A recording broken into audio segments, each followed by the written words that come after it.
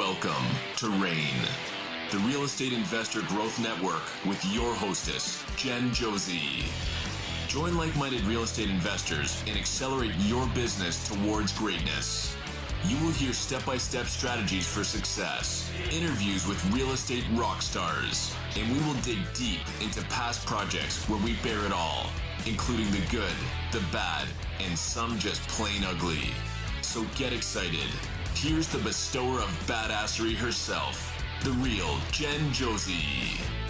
Listener discretion is advised. Hi, and welcome back. I'm Jen Josie, creator of RAIN, the Real Estate Investor Growth Network. Whoop, whoop. On today's episode, we have a guest that will be sharing their badassery. But before we begin, here's today's badassery bestowment, my little badass gift to you. Today's topic is fixed mindset versus growth mindset and why it changes everything. RAIN Nation, your mindset is either building your portfolio or quietly sabotaging it. A fixed mindset says, this is who I am, where a growth mindset says, this is who I'm becoming. And in real estate, that difference shows up everywhere. How you handle rejection, how you respond to mistakes, how you learn new skills, or whether you keep going when the deal gets hard. Here are 5 ways to spot the difference and choose the mindset that actually makes you money. Number 1, challenges. A fixed mindset says, that's too complicated. I'm not good at numbers. I'm not a negotiator. Where a growth mindset says, cool, I'm going to learn it, practice it, and get better. Every skill you need in real estate is learnable. Nobody is born knowing how to calculate ARV, rehab budgets, or learn how to talk to sellers. Number 2, feedback. A fixed mindset hears feedback and thinks, I'm failing. Where a growth mindset hears feedback and thinks, I'm improving. A contractor calling you out on a scope of work, a lender asking hard questions, a mentor telling you your offer is too high. That's not an attack. That's just information. Number 3, making mistakes. A fixed mindset tries to be perfect so nothing goes wrong. A growth mindset assumes something will go sideways and plans for it. That's why growth mindset investors use checklists, contingency budgets, written processes, and solid contracts. They don't rely on luck. They rely on systems. Number 4, other people's wins. Fixed mindset says, must be nice. They got lucky. I could never do that. Where a growth mindset says, if they can do it, I can do it too. When you're in rooms with investors doing deals, don't compare. Collect the clues. And number 5, when things get uncomfortable. A fixed mindset says, this isn't working, when it's really just, this is new. Growth mindset understands the messy middle is part of the process. The investors who win aren't the ones who never struggle. They're the ones who keep showing up long enough to get good. So RAIN Nation, here's the badass bottom line. A growth mindset is not positive thinking, it's ownership, it's resilience, it's deciding that you're not stuck, you're just in training. Pick one area you've been telling yourself a fixed mindset story and flip the script today. Because the moment you start believing you can learn, you can start building the life that comes with it. Be that badass. Now on to today's episode of the Real Estate Investor Growth Network podcast. Today's guest is Will Harvey, founder and principal of Harvey Capital, a real estate investment firm focused on both active and passive strategies across private and public markets. Will isn't a one-lane investor. He's done the hands-on work across hard money lending, house flipping, hospitality assets like hotels and wedding venues, multifamily investing, and seller financed note acquisitions. So he brings practical, operator-level perspective that's rooted in real deals, real numbers, and real lessons. He also specializes in spotting opportunities created by valuation disconnects between public and private real estate markets. Basically, where the pricing doesn't make sense and there's a smart way to take advantage of it. If you're an active investor looking to sharpen your execution, a passive investor trying to evaluate deals with more confidence, or someone who wants a clearer framework for where the real opportunities are right now, you're going to love this conversation. It's my pleasure to have him on the show. So welcome, Will Harvey.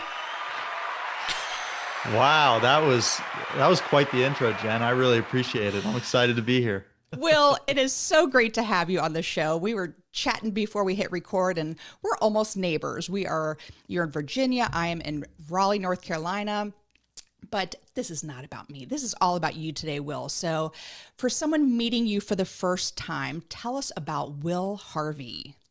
Oh man, that's a loaded question. So I guess as far as it relates to your show and everything, so I was in school. I'm a double college dropout. I went Nice. to the University of South Carolina at a high school and dropped out of there to get sober, actually. Columbia, South Carolina is a fun place to It's be, a and fun I had town. a little bit too much fun. I have partied there And myself. Yes. yeah, right.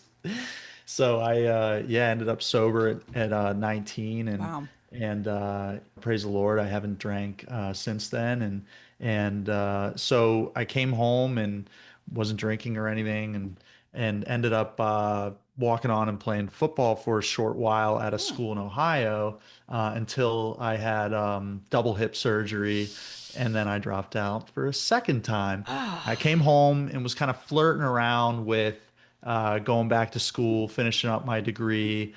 And I realized that a lot of my credits just go into multiple colleges. A lot of my credits wouldn't transfer, and I'd have to be in school a lot longer. And I was just sort of done. I was never really a school person to begin with. So I was given an opportunity to go into the mortgage business, and it seemed awesome. It was uncapped income, if you will, because you're commission only. So that really appealed to me as opposed to like a salary or something like that. I had done that in the past. I've worked for some construction companies and things like that, and I just realized quickly that I was not cut out for that, and wanted to kind of live or die based on my effort and my the input that I put into something. So got into the mortgage business, learned the business for about a year, and then I was kicked out into sales. I was chomping at the bit. I wanted to go into sales from you day did? one. Oh, they were holding me. Yeah, they were holding me back. And so I went out into sales, and it was awesome. Had a great run, and was able to. I was single, lived very very well below my means, and was able to just put cash away. I started investing in rental properties, and the way I did so was I would buy them as a primary residence, move into it, do the whole house hack thing, and this is before I even heard the term house hack. I just it might have been before it was even a thing, but I was doing that where I was living in one room, renting out the other ones, and I did that with three houses, and then I realized that I hated being a landlord. And living with your tenants. Exactly. And yeah, so then I sort of pivoted to focus on passive investing in multifamily properties. And at the same time, I left my job as a mortgage loan officer, and I went and started a house flipping company with a someone I met when I was in the mortgage business. And that was awesome. That was a way to generate income, and I was passively investing it, and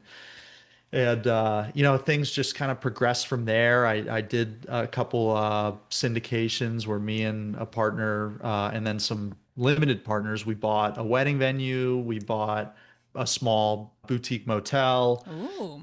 and then that transitioned into me realizing that I just don't like being an operator. And I was just slowly migrating more and more to the finance side of things. And that's when I realized that, like, this is what I'm meant to do. I'm meant to be on the finance side. I'm meant to be a money guy, and not an operator, not a real estate guy. And So that's sort of what I've settled on now is hard money lending. I buy notes with a fund that I have. We invest in seller finance notes, and yeah, it's a lot of fun, and I really enjoy it. It took a while to kind of learn what I like and what I don't like, and I think that that takes time, but I've really really honed in on that and realized what I'm good at, what I'm not good at, and it's a cool place to be. Well, Will, it sounds like it only makes you better at what you do on the finance side because you've been in the trenches. So I think it's fantastic because you can hold actual conversations with people borrowing money. Yeah. Yeah. So, quick question, not even on topic, but I want to talk about house hacking. As a lender yourself, I've always heard that lenders love to lend to house hackers. What is that true? Am I mishearing that? What is there a reason for that? Do you have any idea? I don't know how it works really I know in the when I was a loan officer, you're not going to get any kind of income to qualify by saying that, hey, I'm going to have someone living in this room. That's not going to work. You're going to have to qualify some other way. And for me, my first house, I was not making a ton of money. When I was learning the mortgage business, I was on a fixed small salary. That's why I wanted to jump out into sales so bad. But Gotcha. but how I got around that was I had my father co-sign.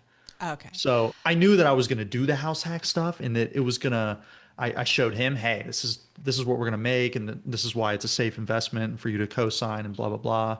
But that won't work with a traditional lender. It might work with like a private lender, but Well, I mean, the reason why I heard that lenders like people who house hack is because they're very vested in that deal because they're actually living there. That was kind of the part that but then I know there are other lenders who are like, you cannot live in the property if you are flipping it and using funds to do it. So there are all these different rules. Anyway, I just opened a yeah, can of worms that has nothing to do with what we no, are it's, discussing today. I was just curious because you mentioned house hacking and you're now a lender. So I just was curious if you knew anything yeah, about that. So no, I it's a just great heard weird question. stuff and it stayed in my brain and now it's got to get out of there. Now Anyway, it's coming out and I like it. yes. So now as a lender and you have Harvey Capital, why is it called Harvey Capital?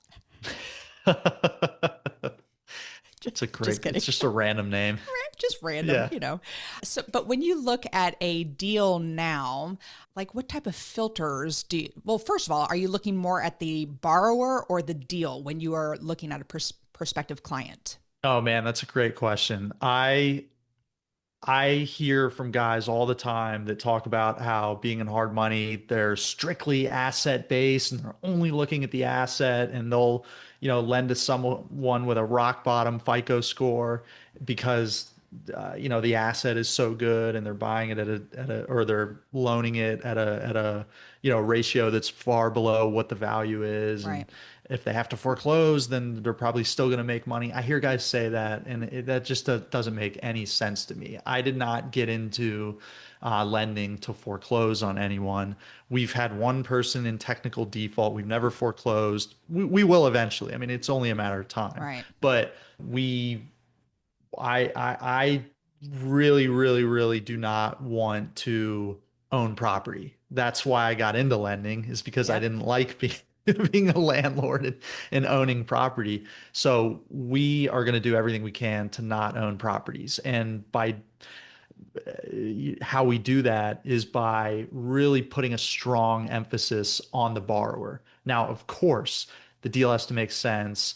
The collateral has to be there, in that the property has to be purchased for a price that makes sense if things all go south, and our loan has to be, there has to be a comfortable equity position there for us to make sense. Otherwise, we're not going to put our investors' dollars at risk to do something like that. So we put a heavy emphasis on the borrower in addition to the deal. And lately, how I've been doing that, and I hope this is a problem that we have in the future where this becomes not something that we can scale into the future. But for right now, I meet with every borrower we loan money to. I sit down with them face to face, whether that's over coffee, lunch, and I really try to get to know them. It's kind of going back to the old days of banking and lending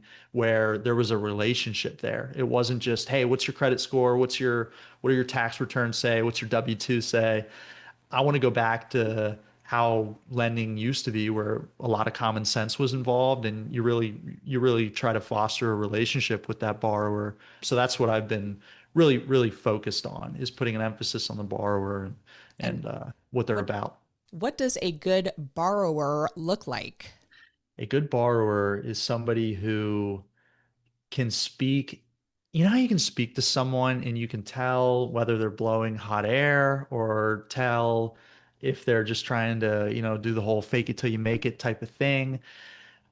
I try to weed that out. I try to work with people that have experience, and maybe I'm not opposed to working with first time Okay, borrowers. It's good. not something that I've done yet, but for someone that is brand new, I absolutely want to talk to them. And if they have a great, coherent, cogent plan for a property that they're looking to flip or buy and rehab and turn into a rental, I am absolutely willing to fund their deal. But it has to make sense. They have to be thoughtful. They have to show that they've really put a good plan in place for how they're going to get from A to B, and B is the exit. How do we get paid back? That's the most important piece in being a hard money lender. So if they're thoughtful and doing their homework, and they're conservative on their ARV calculation and their renovation budget, and I can look at it and put myself in their shoes. I've flipped over a dozen Right. homes, so Yep. I know how to do that, and I can tell if this is something that that they're being thoughtful about, or if it's something that they're just trying to wing. And like, I'll give you an example. I talked to someone who was newer a few weeks ago, and the guy said something on the phone that was just a little bit. We never ended up going any further. He never reached back out, so I didn't have to worry about it. But and I don't know if I'll ever hear from him. But it was a guy. He found us online and called us, and he just kind of had this, I would say, arrogant attitude. And it was just like, yeah, this is going to be easy. Like, he even said that. I mean, it wasn't that was his attitude only. It was, he actually verbalized that. He said that I've done a bunch of stuff, and I think that this is going to be pretty easy. And, I'm sitting here thinking I've flipped a bunch of houses. It's not easy. Ever. Yeah, no, it's never easy. There's always things that come up, and Always. yeah. So just hearing him say that was a yellow flag, if not a red flag for me. Gotcha. Yeah. So, there was a time where my credit score dropped. We had one error on my credit where we were 1 day late on my last car payment, by the way. Oh, 1 day late on the very last car payment. I mean, the car's paid off. And so it dropped me huge. I was like, whoa, like 50 points. And, I've taken time to get it back up there, but I have the experience. I have done things. I am very conservative in my numbers. Would you be willing to look at someone like, this voice is killing me. Would you be willing to look at someone like me in that situation where I've flipped 30 to 40 houses, but my numbers don't look good for me personally at the time? of course. And this Okay. goes back to the common sense thing. Fannie Mae, Freddie Mac, they're going to look at your score, and it is what it is, and it's black and white. Yep. And unless you do something where you get you do what's called a rescore, where you go to Right. the creditor and get them to remove that, and then you Which get a they rescore didn't. done. I tried. Yeah. Yeah. I'm like, They're one not always day. not It was always willing to do that. the it was like 6 years of payments that we did, and I was like, really? You can't give me a break on 24 hours, but it wasn't even Yeah. 24 hours. I'm asking that because the way the the economy is right now. I feel like so many people and students that I coach, they're really on the struggle bus right now just because they're having tough times. There's fewer buyers out there. And I just feel like there's a lot of people in that boat. So I was just curious if you were, Yeah, flexible no, with those things. absolutely. And that's something where a letter of explanation or just a conversation can clear up and just say, hey, look, I missed this payment. And I don't know how it happened. It was the last payment and I just goofed up Yep. and missed it. And if there's some good explanation for that, then that's absolutely no problem. It's when there's a pattern. When you see someone and they've had an eviction and a foreclosure and they're late on all these things, then it's like, wow, those patterns tend to repeat themselves, and that's probably not someone that we want to lend money to. Gotcha. But a one-off situation that can be explained, yeah, that's absolutely something that we can work around. Very good. Now let's go from the person to the actual asset here. So you've done flips in the past. And so in today's market, as I was just talking about, what does a good flip look like to you that you would be all over wanting to finance? A good flip for me is one where, so when I was flipping houses, and I still hold this view, you should be conservative on your ARV. It should always, if you sell the property for less than what you projected the ARV to be, then something went wrong in your ARV Yep. calculation. That's my opinion. I think it should always, the ARV calculation is absolutely the most important thing. And if you get that right, you can make a ton of other mistakes and the deal will end up usually still doing well. My first flip, we made every mistake in the book, but because we bought it at a good price, because Yep. we were conservative with our ARV, we ended up making good money. And then the opposite is true. Everything can go right, but if you get the ARV wrong, you're up a creek. So yeah, what I look at is I want to see, especially for a newer borrower, if you have a conservative ARV and a conservative renovation budget, and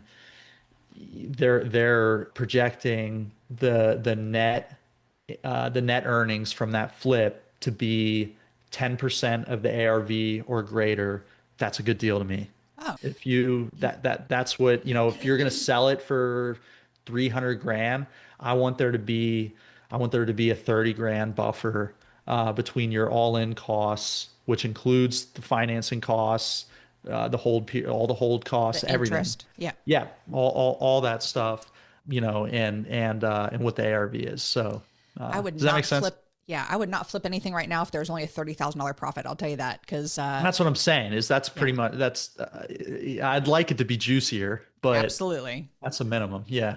Very good. So, besides just the ARV, are there any red flags when you're underwriting deals that make you go, "Ugh, no, we're not going to do this deal"? Mm, a lot of it comes down to a lot of it will come down to experience. So Okay. somebody that has I'll give you another real example. There's this guy that he's never gotten a DSCR loan.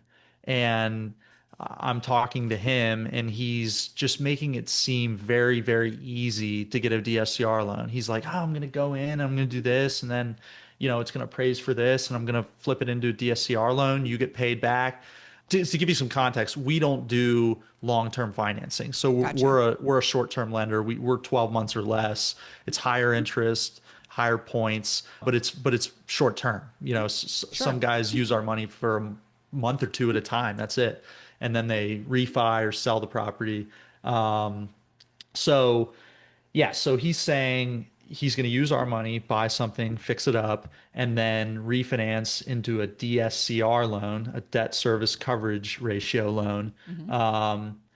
And again, he didn't have an arrogant attitude. I think he just was coming from a place of ignorance, and he did not ever go through the process of getting one of those loans and realize that it's not like qualifying for a conventional loan, a DSCR loan, but it's more laborious than getting a hard money loan. And So there's, what would he refinance to? well, we didn't end up doing that deal. And I don't think he bought the deal. But my point was that he just sort of had this cavalier attitude and thought that the refinance process was going to be a lot quicker than it actually is. And I just pushed back on it a little bit, and I thought his ARV assumption was a little bit high, and I thought his rental costs were a little bit low, and but compare that to somebody who has done 10 DSCR loans. They have gone through the process, and as a lender, I can see that and say, okay, they know what it's like. They know how to qualify for a DSCR loan. That I'm a lot more comfortable in loaning money in that case than to the first person that just thought it was going to be a lot easier. Because it's a clear exit for you.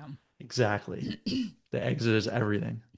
So, I mean, the reason why I was asking that is these days, if I'm flipping something, I typically purchase my properties using the BRRRR strategy, and then I will refinance it into a DSCR loan.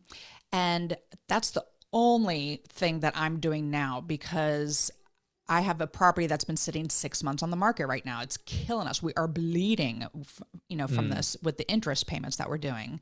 And it's, the market, there's a whole group of them in this little area. And so I don't want to carry that risk anymore. So I would say to a lender like you, I'm like, well, we just need to get to the appraisal, because that's the number I want to get to. And I'm very conservative in the appraisal amount. And for a DSCR loan, you want your mortgage payment to be smaller than the rents that are coming in the calculations for it. So there are some risks for it. And they typically only do 75 to 80% of that appraised amount. But it's a lot easier because I'm not dependent on a buyer. I'm just dependent on a lender who's going to give me the numbers that work. So I think a lot of people are in that boat right now because the risk is, you can have different exit strategies. We're always going to list something first to see if it goes right away. If it doesn't, we have a backup plan to do that. So and one more thing to touch on that. So if you're a newer borrower and you're going to talk to a hard money lender about a project and you're trying to make them comfortable with your deal, if you do want to refinance, if your end game is to refinance and hold it as a rental, if you get some kind of term sheet from a DSCR lender or connect the DSCR lender with the hard money lender and get everyone on a conference call and get them comfortable. I mean, for me, that would alleviate a lot of my concern with exit strategy. If I talk to someone and they're like, yeah, we've reviewed all their stuff, they're ready to go. If as long as they can achieve this outcome, and if I can look at the deal and think that they will likely achieve that, then I'm a lot more comfortable doing that deal, as opposed to if they're just like, yeah, I'm going to figure it out once we get it renovated, and I haven't talked to anyone yet, but I'll have no problem refinancing it. That's a lot different than, hey, here's a term sheet, here's the guy I spoke to, that's like, okay, they've done their homework. That's a huge nugget, Will. And I never even thought to connect the two lenders together. So that is a great option there. I love that. All right. You talk a little bit about seller financed notes. And so it's kind of this little hidden corner of real estate for a lot of people. I don't know anything about this. Explain what the heck a seller financed note is and why it's an opportunity. Yeah, well, I should say that I'm newer to it also. We've only bought a couple so far, but it is absolutely something that I'm trying to put the pedal down on, because it is, it just seems like a very great place to be, especially for someone like me who doesn't like, you get all the elements of flipping and buying properties, but without the headache of actually having to own the property, and you're just yeah. So to talk about it a little bit, owner finance notes. What is a note? First of all, note is a mortgage, or it's a written agreement between you and a lender that says that you're going to pay them. It's a promissory note where you're going to pay them a certain amount over time. Usually, like if you do a 30-year mortgage, that's a 30-year note, and Okay. you owe the bank or the lender 360 payments, and it's fully amortizing. So it's, the principal drops as you make each payment, and that is a note, and it's secured to a property via a mortgage or a deed of trust, depending on the state and how that Gotcha. all works. So that's the debt instrument used that ties that note to the property, and secures the lender's interest in the collateral. So an owner finance note is one that was not originated by a bank or a big institution, Wells Fargo or Truist or Chase or any of those big guys. They're not originated by them. They're originated by the seller. That's why it's called seller or owner financed. So if I go to sell you a property, Jen, let's say I own $100,000 property. We agree that I'm going to sell it to you for $100,000. Normally, you would just pay me $100,000 cash, and that's it. You own the property, everything transfers to you. I get the cash, and we go separate ways. Um, but in the case of a seller finance note, you act as the bank. And instead of me paying you $100,000, I pay you a certain amount down as a down payment, and then you finance the rest to me. So let's go to that example. Let's say you put down, or was I buying it from you or vice versa? You have it. I'm buying it from you. Okay, so you're buying it from me. Sorry. So you're buying it from me, and you're gonna pay me $20,000. That's 20% down, and then I'm going to create a note that is secured to the property for the remaining 80,000. And we can structure that 80,000 however we want, however we agree upon. We can do it over 30 years, we can do it over 10 years, we can do interest only. And that is what a seller financed note is. Okay. So Question though. yeah, Hold on. please. I'm just buying the paper. I'm not buying the property though, correct? Well, yeah, I'm explaining Okay. how the note is created originally. Okay. We're coming in after it has already been created. All right. So now So, I own the property. I yep, put 20,000 down and I'm paying you who sold it to me, whatever the terms we agreed upon. yep. Okay. So now I'm holding this note. Well, no, you get the property, I get the I property. You get hold the the note. note. Yes. Yep. So I'm the one holding the note. Now, that note, the only way that I can receive money, there's no way to liquidate that other than to sell it, right? So these note sellers, they don't have the option other than to just sit back and wait over time to collect those payments So to Tina comes along and yes, Tina says, I want to buy your note. Is that where this is going? that's where it's So there's a going. third part. Okay. So now there's the third party, Gotcha. and that person comes in and they see the note and they say, I see that you originated this note recently. Have you ever thought Hmm. about selling it and getting a lump sum of cash as opposed to just the residual stream of income that comes over time? So that's what we're doing. We're sending mailers, we're sending letters to the people that newly originate these notes, and are just offering them a form of liquidity in exchange for that note. Now, Okay. what's the catch? Like how do we This is mind blowing to me because let me interject something right here because we have boomers out there right now who are coming of age and Yes. they have these properties. They were smart investors and they're completely paid off properties. So I'm seeing a lot of this in the market where they're leaving them to their kids when they die off, and the kids are like, "I don't want this property," but they still hold the note. So that's some place where someone can come in and be like, "Hey, why don't you seller finance it to me?" And then so that person is still now getting. They didn't get the whole 100,000 that they wanted, just to so this was happening in the meantime. But now they're holding this note. They got 20,000 in their pocket, and they're receiving say $300 a month for the Right. next 10 years. Now you find that person, the kid of the boomer, and say, "Hey, are you liking making $300 a month? How about if I give you this instead? Am I grasping the concept here? That's you're absolutely grasping the concept. Yep. That's what we do is we try to buy those notes. We're trying to buy paper. That's what it's called. So we're trying to buy the paper at a discount, of course. And it all depends on what the interest rate is, what the underwriting profile was. Did they just say, I'm going to finance this to anybody with a heartbeat? If that's the case, then that's a little bit, we're probably going to want a much bigger discount if we want to, if we even want to buy it.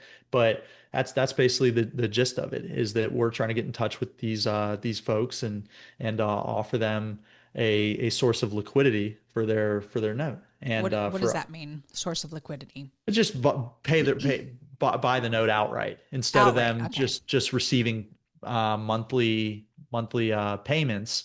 They can get a chunk of cash. And if I'll give you an example. We actually did, this will blow your mind even more. We did what's called a partial note purchase. So that's where we basically are renting it sounds crazy. We're basically renting the note from a guy. So there are, I think it was a 15-year note, newly originated, so there are only a few months of payments made on it. 15 years, which is what, 180 payments. And we bought 60 of those payments. Okay. So the I've note heard this. Yeah. Yep. So the note transfers to us. We get 60 payments, and then it automatically reverts back to that note holder. So the cool thing there was, the note that he had, it was a pretty low interest rate. It was only 5%, which is below market. So it just, we had to buy it at a pretty steep discount in order to make the yield that we need to. So I gave him that option and he didn't like it. But I also gave him the option of buying a partial, which allowed him to put some cash in his pocket, and he loses out on those monthly payments for the next 5 years. It was 60 payments that we bought, but he got that cash that he needed for certain whatever he needed it for. And we get a decent yield and everybody's happy. Oh my goodness. And I just realized we've been talking 40 minutes about this and I'm like, I need more. So how do you find these, how do you source these notes? I mean, where do you find them? Yeah, there's this guy, Scott Arpan. He's been doing this since the 90s, and he sort of started this little accidental business where he sells data. He Oh my he has gosh. has a way of all the counties where there's more than like three people in them. He has a way of basically figuring out when properties sell, if the name of the seller is the same as the note holder after that, because all that's public record, Yep. then it's more than likely a owner finance note. Huh. So yeah, and then he sells the data, and we buy it from him and we market to those folks. And there's certain states that we do it in about, we've only bought them in, like I said, we've only bought two different states, Texas and North Carolina so far. Um, I'm choosing states that are lender friendly, that have good foreclosure laws. Again, we never want to run into that situation, but if we do, in a borrower defaults, we want to have a path to recoup our collateral and our principal. And I and love states all of like New this. York, New Jersey, Mm, we're avoiding those ones. gotcha. This is awesome. Oh my goodness. And I love real estate, Will, because, when things go crooked, you can always pivot to something else. And you're teaching me, I'm like, what in the world is this? So thank you Oh for man. dumbing it down for me. Cause as soon as you started saying the partial one, I'm like, oh, I did interview someone who did that, Oh, that's funny. but they didn't explain it as well as you did, Will. That is pretty genius. Oh my Yeah, goodness. it's unbelievable how much just how many avenues there are in real estate to making money. It's like the more I'm in real estate, the longer I've been in real estate, the more I realize that I just absolutely know nothing. You know what I mean? Yes, I do. It's like the more I learn, the more I realize I need to learn more because I know Absolutely. nothing. It's a learn as you do Exactly. industry. So let's go back to that original $100,000 property. Yeah. And I bought it from you and then you hold the note. I gave you 20,000 down and I'm paying you say $300 a month. And then Tina comes along and talks to you and says, "Hey, how about, you seem like you're a little bummed you didn't get the full 100,000, the value of the property. How do you keep that because you said you have to discount the offer or something. So Right. how would that be? What would be a good offer that Tina could make to you to then sell that note to her?" Yeah, it just depends. I mean, I hate to give the answer, it depends, but it really does depend. I mean, there's so many variables, the length of the amortization, the interest rate, and it all goes back to, the time value of money and opportunity cost. And if we invest that money here, what is it going to be worth down the road? If it's a 30-year note, obviously most people are not are not I think the average length of time that someone has a note is like 6 or 7 years. So we're keeping that in mind, and in our calculations we're not looking at it as if we're actually holding it for 30 years. But with that said, you still we still have to take into account the time value of money, and we're buying a future stream of income, and what is that worth today? Okay. Because obviously inflation is a factor, and so there's a lot of variables at play. If I'm talking to two people, all things are equal other than the interest rate. Let's say one of them has a 5% interest rate, the other has a 10% interest rate. Obviously, the 10% interest rate is going to be more attractive to us because it's a higher yield, and we can pay that note holder a higher price than we can the 5% note holder. Okay. Oh my goodness. So, all right, because we've chatted so long about this, it is time to move to the second part of the podcast here. But for anyone who is listening and they are like mind blown, like I am, and they want to say level up in the next 90 days, what should they focus on first, do you think? Uh, Whether I it's would getting a really, loan or, looking for notes or things like that. So what's something they can do in the next 90 days? if they want to learn more about note investing, Sure. yeah, if they want to learn more about note investing, I would look at, I'm blanking on their name. I think it's JKP Holdings is they have a podcast. It's these two guys. They do a great job. They're they've just been doing notes a long time. They know far more about it than I do, and they have very interesting guests. And you want to blow your mind. You start listening to the guests on there and what they're doing, and Okay. a lot of guys live in the land of distressed note acquisitions where they only buy notes that are non-performing, and then other guys Yes. are only in performing. And it's crazy how many ways there are to skin the cat and to make money in that Skin the space. cat. Yeah. And for the listener who is looking to get a loan, what is one way that they can improve conversations with lenders? What are some nuggets that you have for them that are going to make them look like a better borrower to someone like you? Uh, be confident. Put your deal together. Be confident. If you don't have an actual live deal, a live 123 Main Street property that you're looking at, then put your plan together. Get in touch with if you're trying to do a flip and you need hard money, get in touch with a local hard money lender. I would say that local is always going to be your best bet as opposed to like Kiavi or any of those national Right. guys. They're just going to be a lot more willing to lend in the local markets that they're in. And I would just say be confident, put your plan, put an intelligent plan together. Use ChatGPT to help you get organized and do all that. Put a good plan together and start talking to those lenders. And I will say from the standpoint of the lender, the old school mentality with hard money lenders was kind of in the boomer, all the boomer hard money lenders, they have this attitude of, we got the money and you don't, and we make the rules, and it's our way or the highway.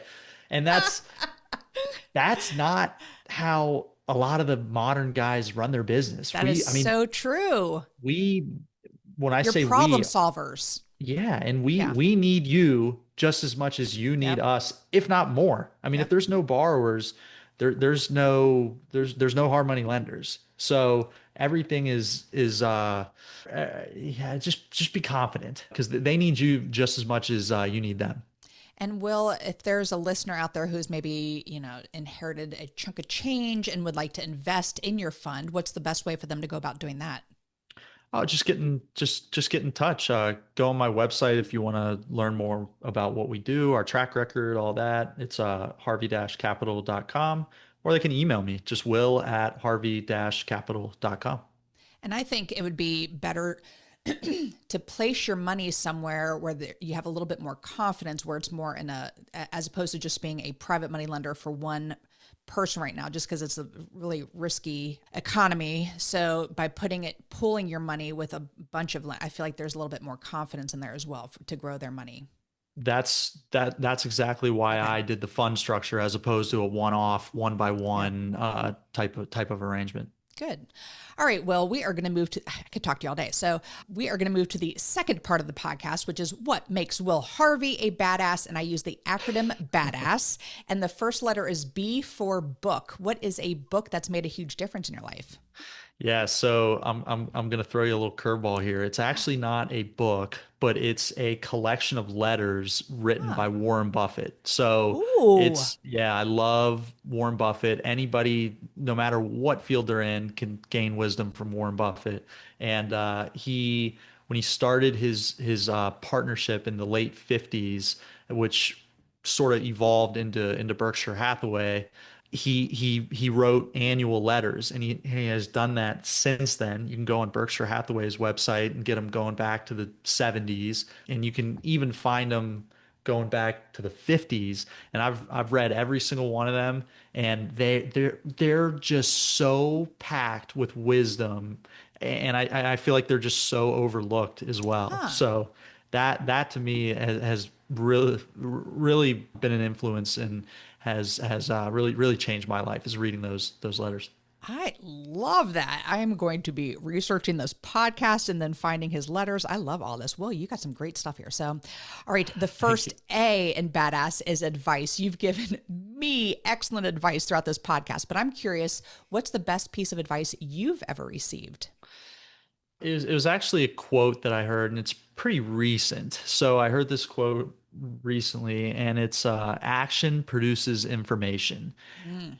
A lot of times I see people, and luckily it's worked for me and against me, but I've never really had analysis paralysis. I've always just kind of shoot first, ask questions later. And sometimes that can be the wrong move, but it produces information. Whether Yeah. whether you go off and try to hire someone, you've never hired someone, you don't really know what you're doing, you're gonna learn by making all those mistakes, and all that action is gonna lead to data, and you're gonna be able to figure out what to do next, how to improve. And I think that that's the case with everything. Yep. Just by starting and doing, you will start to get information and get better.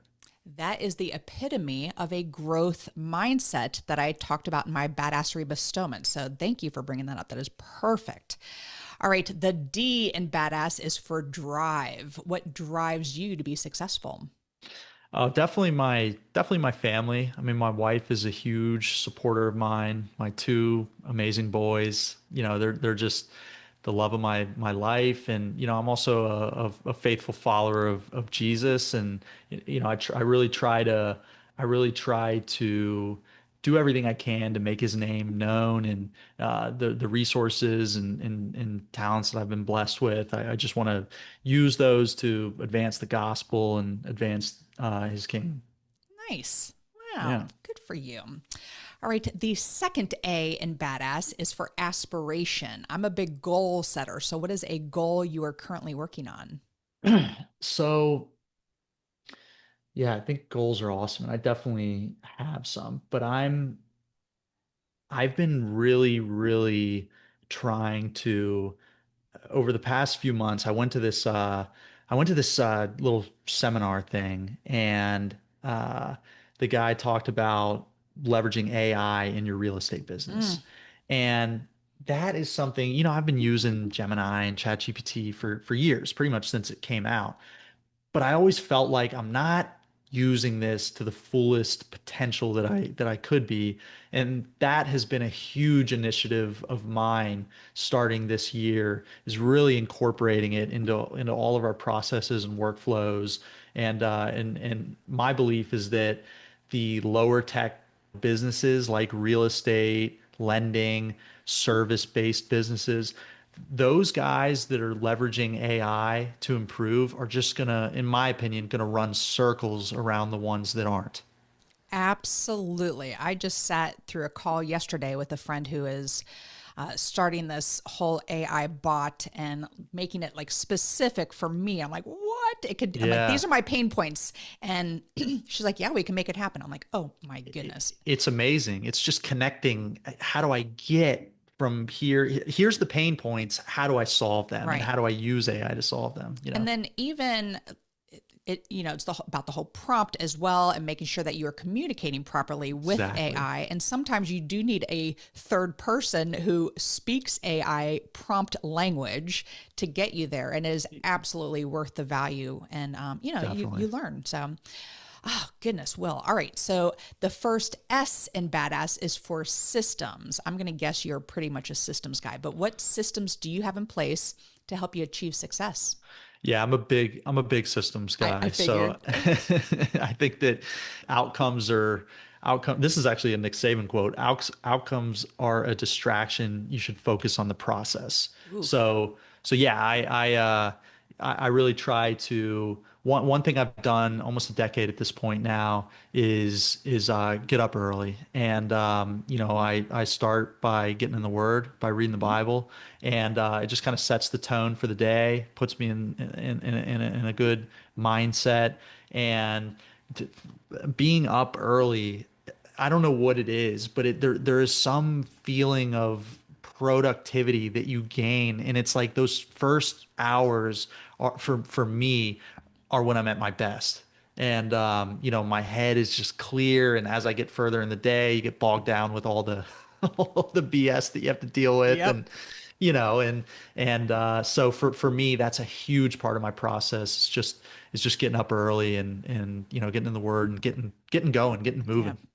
I love those morning hours that your phone isn't buzzing. You're like, as Exactly. we're having this interview, my watch has been buzzing the whole time. Like, Yep. what? Go away, phone. So, Exactly. yes, I do love those silent hours. Well, Will, I love talking to you. I could talk to you all day, but the final S in badass is for success. What does success mean to Will Harvey? Oh man, that's a great question. I think that for me, I I struggle a lot with being present.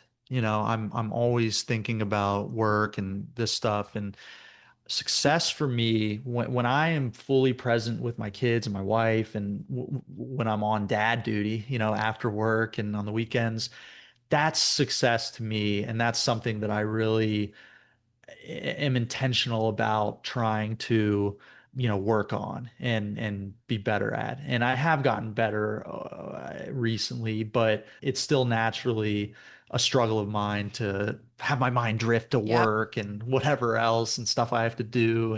And yeah, so that to me is success. It's less monetary and more just being there for my family, and yeah. Well, I am so very impressed with you. It has been such a pleasure interviewing you, and I would love to continue this conversation some other time. But before we sign off, what is the best way if the listeners need to borrow money, if people want to place money in your fund, what's the best way for the listeners to find you? Oh, they can just email me, will at harvey-capital.com. Wonderful. Well, it has been an absolute pleasure speaking with you. Thank you so much for being on the Rain podcast. Thank you, Jen. Absolutely. And that is all. Thank you for listening. We will catch you on the next episode. Now go out there and share your badassery. And don't forget, make it a great day. Take care. Bye-bye. Whoop, whoop. Thank you for listening to RAIN, the Real Estate Investor Growth Network. Be sure to subscribe on your favorite podcasting platform so you never miss an episode. If you need more badassery, you can follow Jen Josie by visiting therealjenjosie.com or become a member of RAIN by registering on rainmastermind.com.